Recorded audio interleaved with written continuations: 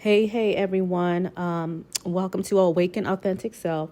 Today I want to talk about a topic that's going to hit everybody and it's going to be helpful to everyone because a lot of times we do not want to waste our time dealing with people who are not genuine, people who are toxic. And so how can we identify these type of people before we waste decades and years of our life with such people? Well, I came up with a few identified red flags, a few identified signs that you're dealing with a toxic, a narcissist, or a demonic person. Now, keep in mind, these are not the only red flags. These are not the only signs. There are many, many others. But these are just a few signs of many that I've identified based off of past experience and just watching them and observing people in my life. So the first sign is their reality does not add up. You know, if you know anything about psychology, you may have heard one of the disciplines of psychology is your reality is your reality, which is somewhat true. It is your reality, but let's just face it. Reality is reality. What is true is true. You can tell a person that 1 + 1 = 3, and they will believe it. But is it true? No, it's not true. 1 + 1 = 2. And so a lot of times you're dealing with people who will distort what really is. They will distort reality. I was just listening to a video that Terrence Howard came out with about the number 1 and how when you multiply 1 times 1, mathematically we learn you compute it as 1 times anything equals the other number. So 1 times 1 = 1. But universally, 1 times 1 should equal 2 at a minimum. At least it should equal 2. And if you ever sat with a child, if you have kids, or if you're an educator, if you teach math to a child and it's their first time learning multiplication, the sole definition of multiplication is adding, right? So when you're multiplying, the number should increase, not decrease, or stay the same. So a lot of children have a little bit of a challenge in the beginning, understanding the rule or the concept that 1 times 1 = 1. I know my son may have had a problem understanding that, and I just had to explain to him the rule is anytime you multiply by 1, it's always the other number. So that's just something to think about, because toxic people will have a reality that is false. They will see things differently. They will see you differently. They will see themselves differently. They will see themselves better than you when in reality, they don't even know you. It's based off of false judgment, preconceived things that, doesn't add up, but it's something in their mind. So that's the number one thing, that their reality does not add up. It does not add up. And it does not add up about you. Number 2, they can never congratulate you. Have you ever had a friend that, if they ever achieved anything, graduated, did anything worthy of congratulations, that you're always there to congratulate them, but you notice that it's not reciprocated to you? They have a problem with congratulating you. They have a problem with acknowledging, the good things in your achievements, as if to play it down, to ignore it, as if it doesn't exist. This is a sign that you could be dealing with a toxic person, a narcissist, or a demonic person. Now, keep in mind that you can be dealing with all 3 all in one, because a narcissist pretty much is I believe, is a person who has a demonic entity attached to them or within them. Because, they have a God complex. They think they are above others and above God. And, they can only be the person that can be congratulated. They can only be the person that's doing something that is worthy to be acknowledged, but not you, not anybody else. And even if you notice the person is able to congratulate others, but not you, that can still be a sign that you're dealing with a demonic person, because that demonic entity sees the God in you. It sees the good in you. It sees your potential, and it's trying to bring you down. So number 2, they can never congratulate you. Number 3, talking about God or saying the name Jesus makes them uncomfortable. Now, if you just look around outside, you can walk outside and look around the world. You see trees, you see the sky, you may see the seas, depending on where you live, you see the ground. You would have to be foolish to believe there is not a supreme being. You would have to have something really wrong with you that you're blocking the reality in your mind that there is a God.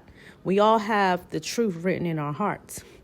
Now, if somebody is uncomfortable, let's just say they don't believe in God, but even still, if you don't believe in something, why does it make you uncomfortable to talk that when others talk about it? Why does it make you uncomfortable? We should be mature enough to sit and listen to other people's views, whether we agree with it or not. So one of the telltale signs that a person that you're dealing with is toxic, has a demonic entity, or is a narcissist is talking about God and saying the name Jesus is a problem. And a lot of times it's not cool to be a Christian. Christian and Christianity may get a lot of bad rep, And because of that, people think, those people in that church are phony. They're living a double life. And sometimes that is true.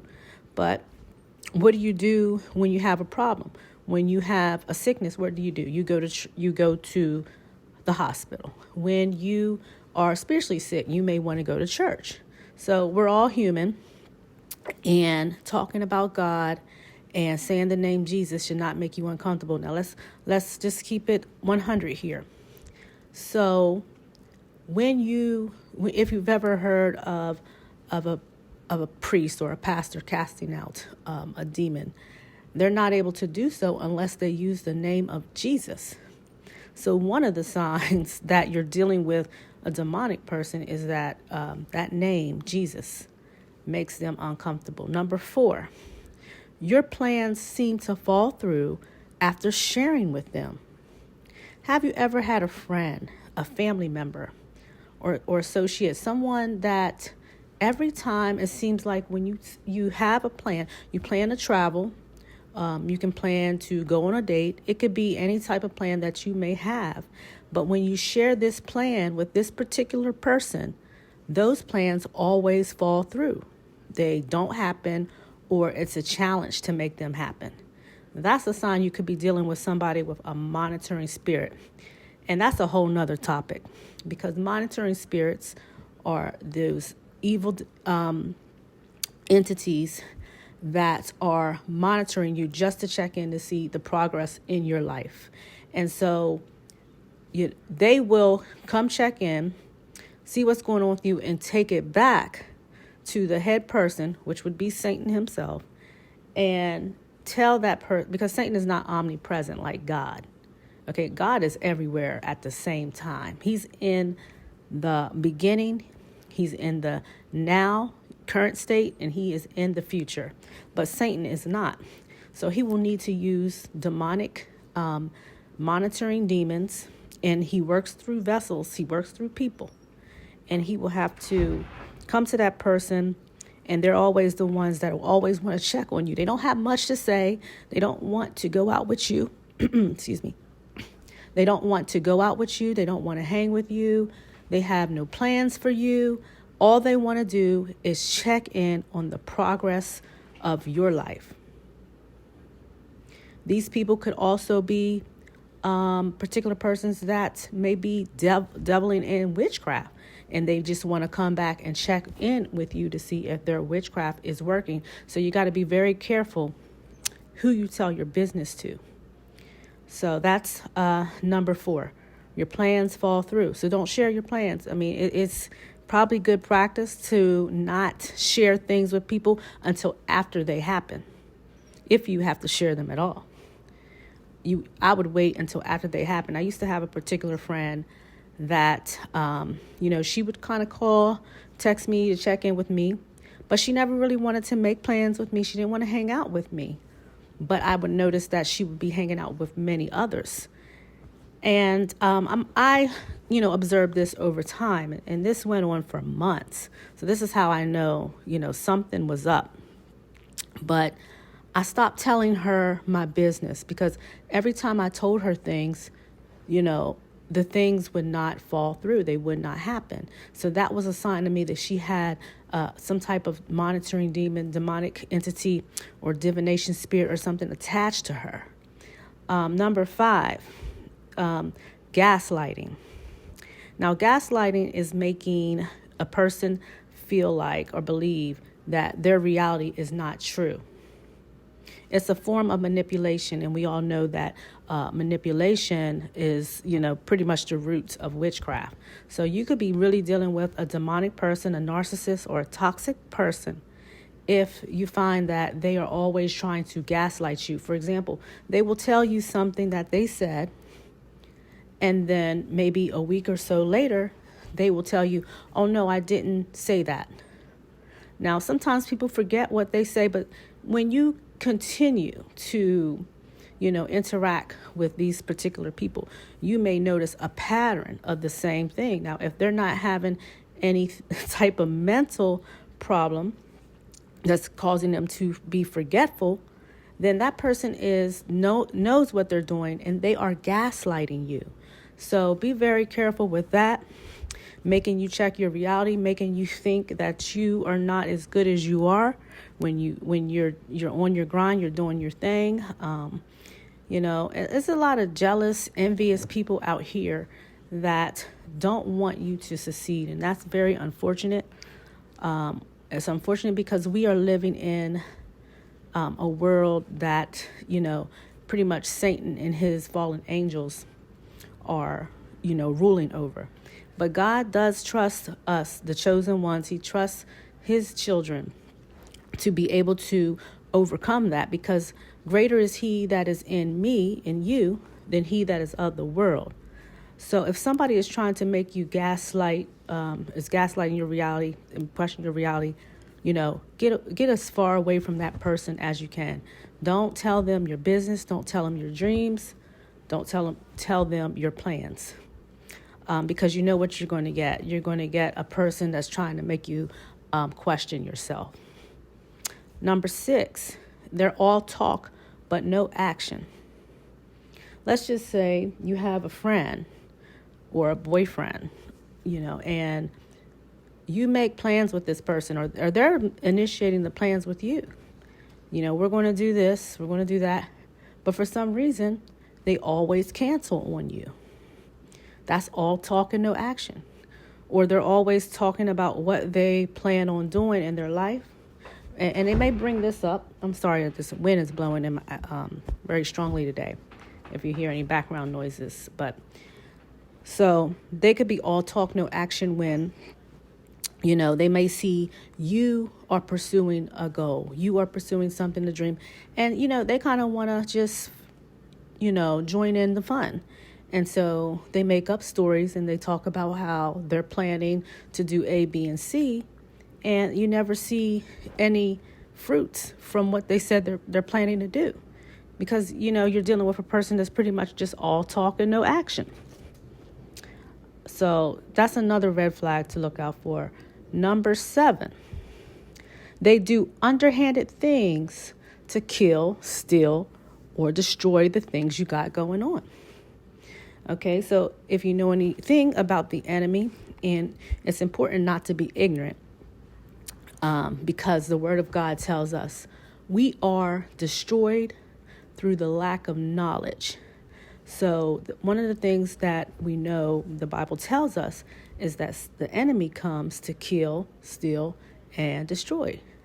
So if you are dealing with a person that seems to do underhanded things to kill, steal, or destroy your initiatives, your reputation, your character, the things that you may have in your life, your spouse, your family, things that you hold dear to you.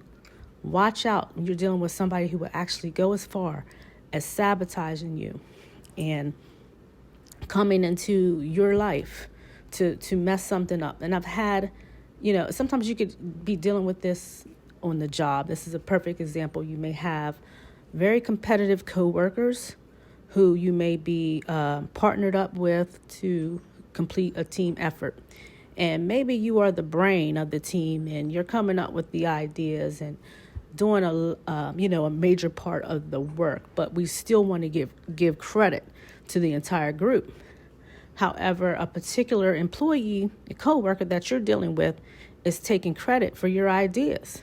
At your end of year review, they could be saying that they came up with the idea, and they can present it in such a way that the idea is theirs when it really was yours. So that's a sign of an underhanded person that you're dealing with. That's a toxic person. You want to really watch out for that person. And one of the ways that you can protect yourself in that type of situation at the job is be very transparent. Always have a third party or multiple people that you are speaking to when you share your ideas.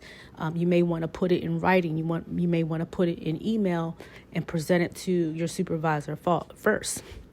Now, sometimes it can actually be your supervisor or manager that is the toxic person that is stealing your ideas and claiming it as their own. And that's very unfortunate.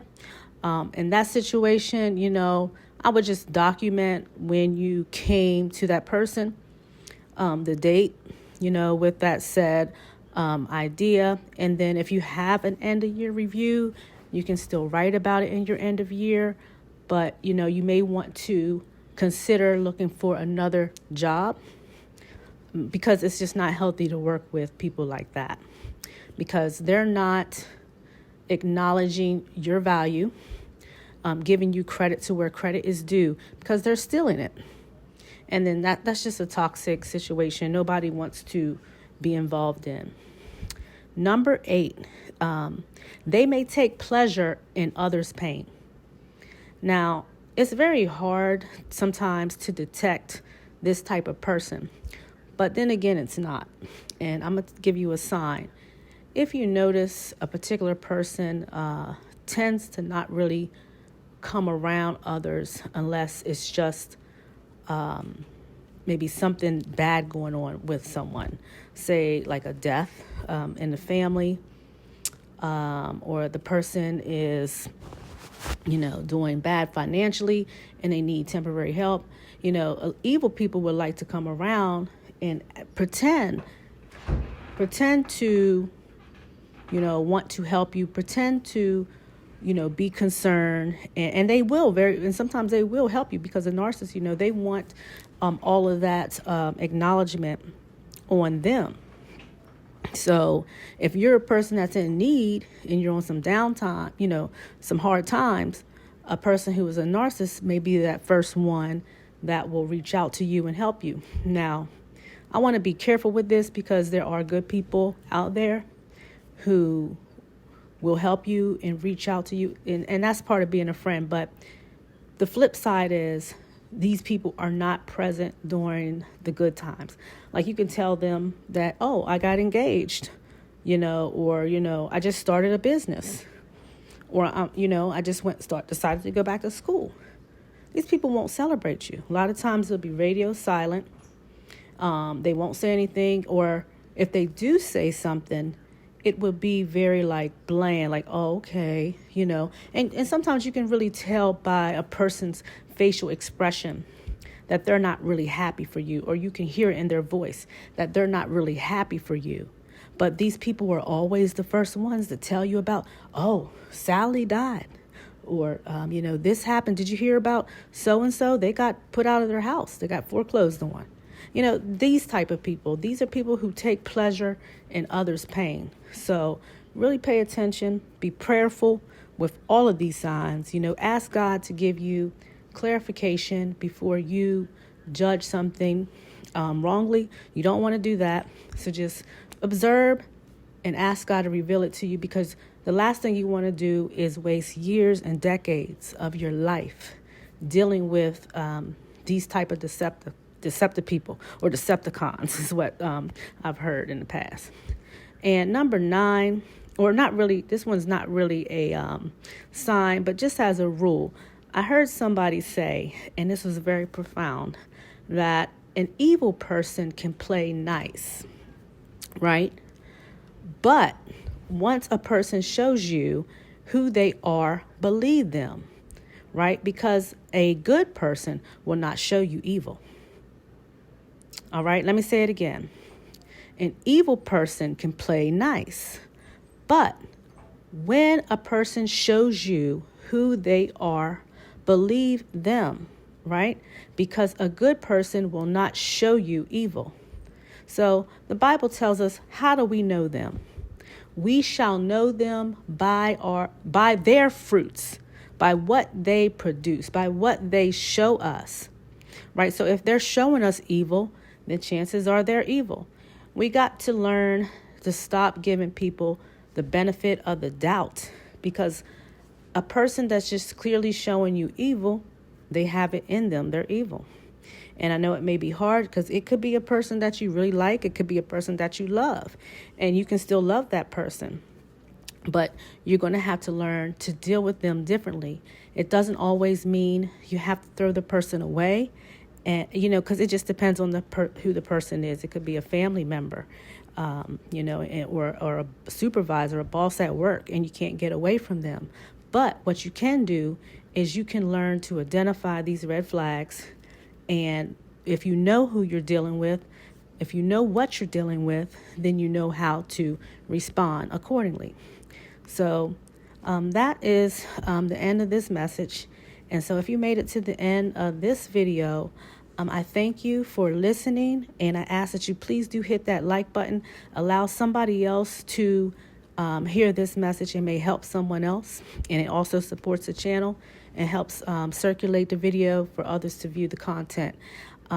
If you are needing or would like to have one-on-one coaching, you can look in the description box of this message.